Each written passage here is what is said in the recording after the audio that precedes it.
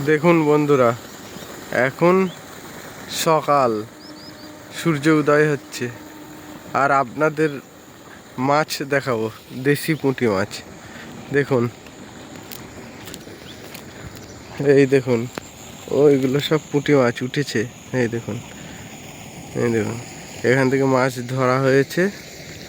এই দেখুন দেশি পুঁটি, এই দেখুন দেশি পুঁটি, একদম খুবই ভালো। এই দেখুন দেখুন দেশি পুঁটি মাছ, একদম জ্যান্ত জ্যান্ত। এই দেখুন, জ্যান্ত জ্যান্ত দেশি পুঁটি।